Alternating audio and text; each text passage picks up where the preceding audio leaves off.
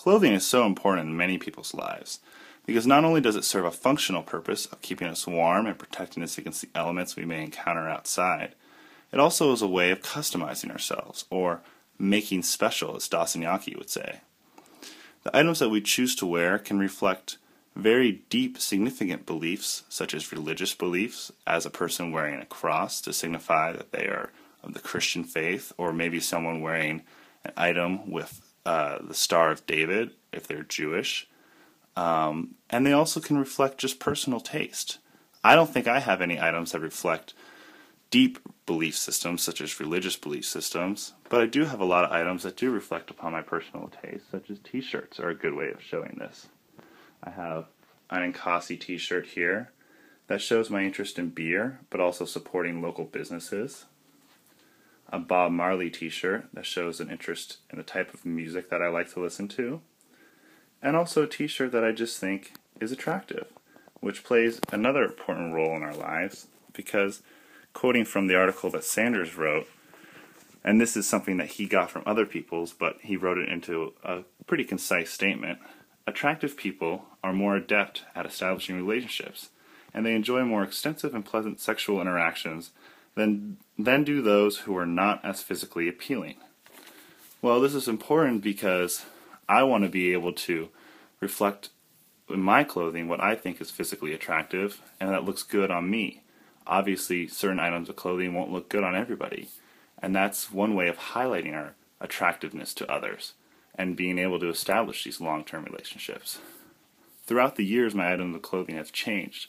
Obviously, I still have a lot of jeans, something I've always worn as a kid, but as I've gotten older, I've started to get more formal slacks for areas of the business and any kind of realm where I want to be taken professionally. And on that note, a lot more button-down shirts, because in my opinion, when you want to be taken seriously, you have to look professional.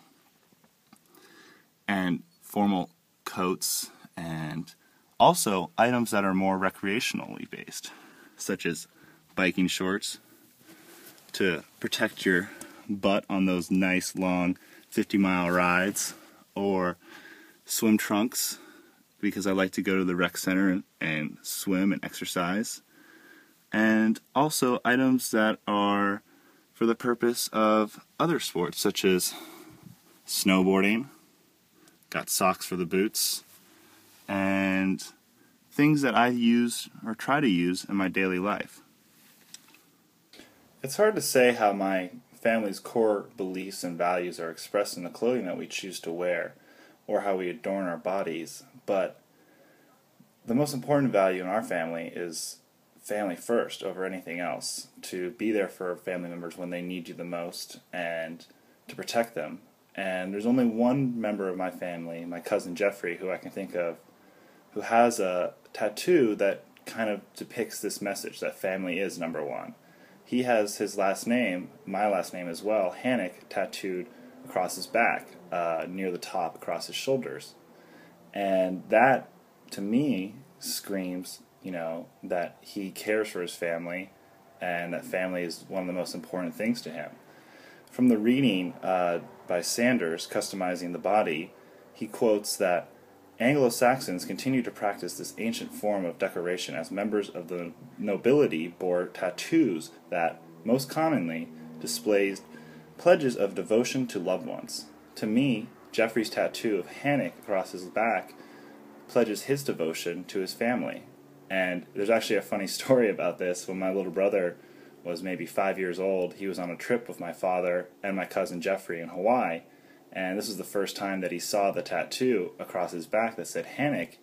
And my little brother, not realizing that because my cousin was related to us via our father's brother, that he would obviously have the same last name. So when he saw the Hannick across his back, he goes, "Hey, Jeffrey, did you know I have the same last name, Hannick, too? Isn't that weird?"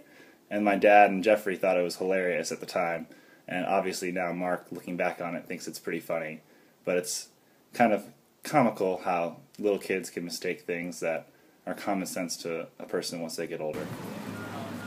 first thing I notice when I look around and see what everybody is wearing is everyone's wearing kind of a cold weather casual look. A lot of coats and sweaters, sweatshirts, stuff like that, and trousers, long pants. A lot, and really casual ones, not necessarily slacks or dress pants or suits and shirts and ties, stuff like that. It's a lot of sweatpants and jeans, tennis shoes, casual jackets like North Face and Columbia, and you see like Nike sweatshirts here.